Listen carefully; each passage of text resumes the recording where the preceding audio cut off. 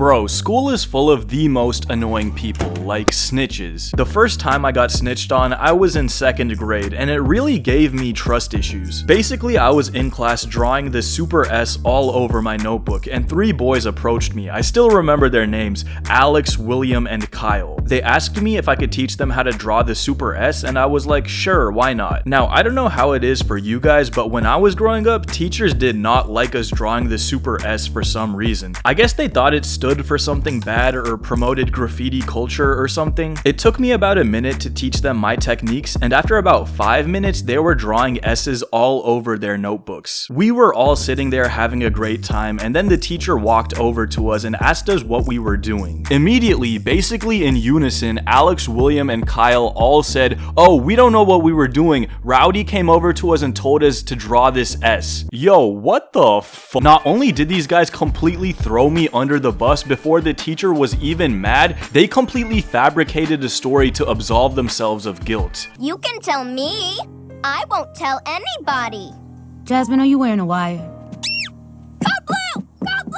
And the thing is, bro, the teacher wasn't even mad. She was just curious. She was wondering if the S stood for anything, and I explained that it was just a cool design that people like to draw. And as I was talking to her, Alex, William, and Kyle slithered back to their seats as discreetly as possible. And you know who's almost as annoying as snitches? People who decide to have a full friend get together in the halls every day. You see, there was like 3,000 students at the high school I went to, so the halls were always crowded as is. But then you have these people who think the best place to have a full gossip session is in the middle of the busiest hallway. It's basically the equivalent of having a flipped over 18-wheeler taking up 2 lanes of the highway. It makes traffic go like 4 times slower. One time, me and my friends were walking to class in the morning, and of course, 2 girls were standing and talking in the middle of the hall, crowding everything up. People were annoyed walking by them, but I guess my friend had had enough, because as he walked past them, he bumped one of them. Not hard and not enough to hurt her, just enough that she got the message that she's taking up too much space in the middle of the hall. Immediately she turns around as we pass and she says,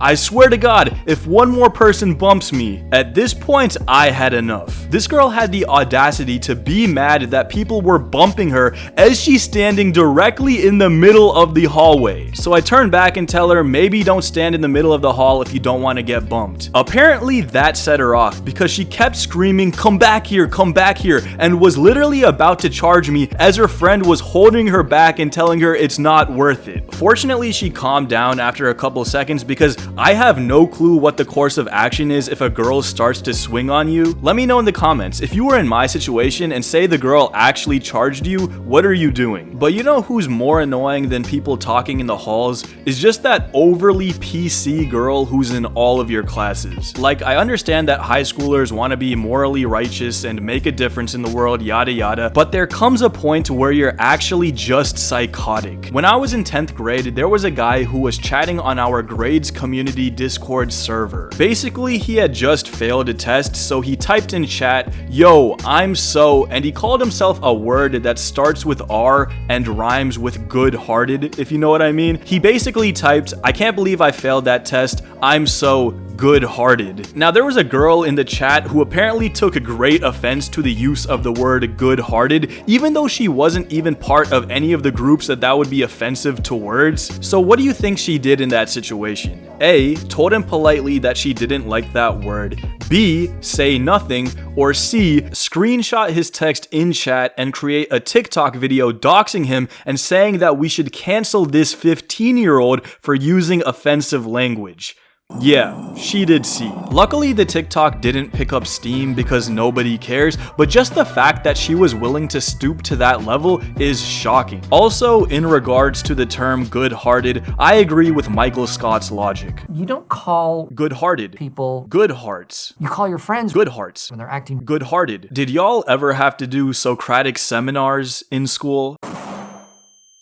If you did, you know the struggle, but if you didn't, you are a truly fortunate soul. Basically, Socratic seminars were like a student-led discussion where everyone brings questions and we were supposed to discuss the book we were reading in class. The thing is, these were always major grades and you were supposed to talk like at least 6 times during the discussion. And this would always go horribly wrong because someone always makes the point you were about to make right before you speak, and then you're sitting there scrambling trying to figure out an original point. The worst thing about Socratic seminars though is that you're like sitting in this big circle and there's supposed to be this group leader that's there to facilitate conversation, and if someone in the group isn't talking, the leader is supposed to, you know, encourage them to speak. But most of the time these kids were awful at their job. Like you could have spoken 10 times during the discussion and the leader would still be like, you over there, you've been kind of quiet, you have anything else to add? It's like, no bitch, I don't. I already spoke like 8 times. How about you hop off my dick? Unfortunately, if I ever actually said that, I'd get a detention. Speaking of detentions, some teachers would hand these out like they were candy on Halloween. The dumbest detention story ever happened to me in 7th grade in study skills class, which was basically just a free period. I don't remember the exact context, but I was messing around with my friend and I told him,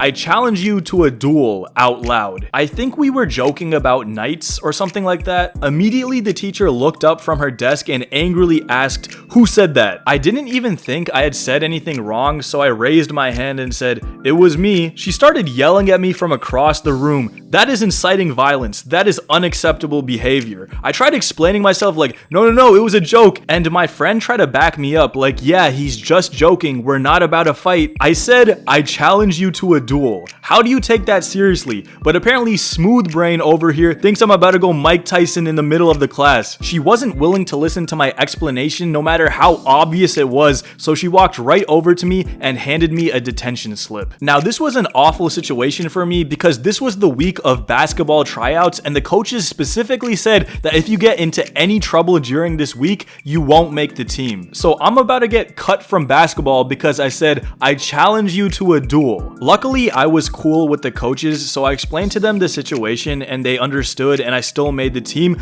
but I still had to serve the most pointless detention in history. Another thing that annoyed me about school was just riding the school bus. Not only do you have to wake up extra early in the morning to catch the bus, but you arrive home like 40 minutes late in the evening. Plus, every morning I'd hop on the bus sleep deprived and try to get an extra 30 minutes of sleep, but of course my bus driver would be blasting morning radio as loud as possible. So I'm over here trying to fall asleep while some woman is in the background crying about how her husband doesn't love her anymore. It's 8 o'clock in the morning, alright? It's too early for me to care about your problems. Honestly, these aren't even like half the people that annoy me at school, so if you want a part 2, let me know down below.